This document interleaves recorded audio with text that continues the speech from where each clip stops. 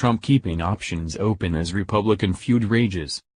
Washington, Reuters. Like the dealmaker he says he is, U.S. President Donald Trump appears to be keeping his options open as his Republican Party threatens to erupt into full-scale war.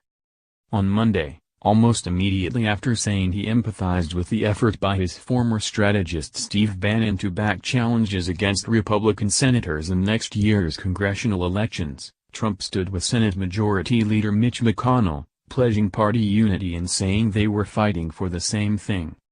For months, McConnell had been the object of Trump's wrath for the failure of the Republican-led Congress to repeal and replace the Affordable Care Act, known as Obamacare, a longtime Republican goal and a key promise of Trump's 2016 campaign. In the White House Rose Garden, Trump played down any conflict, saying the two were closer than ever before. But Trump would not disavow Bannon's pledge to take down Republicans who are not fully behind Trump's agenda and to drive McConnell from the Senate's leadership.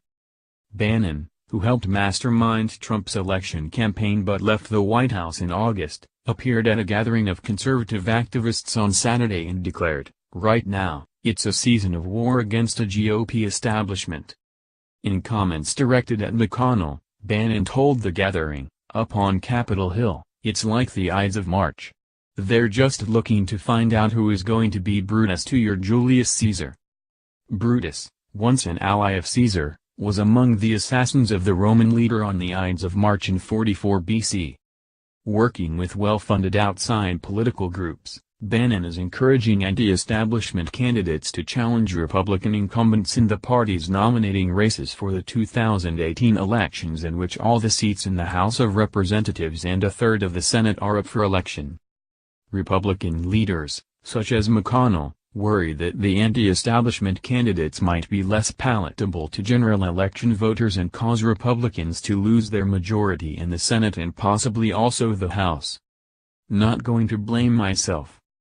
Asked about Bannon before a meeting of his cabinet on Monday, Trump said he could understand where Steve Bannon's coming from and took a jab at the Republican-led Congress in the process. "We're not getting the job done," Trump said. "And I'm not going to blame myself, I'll be honest. They are not getting the job done." At the later news conference with McConnell, Trump said, however, he may try to persuade Bannon not to back primary challengers in several upcoming congressional races.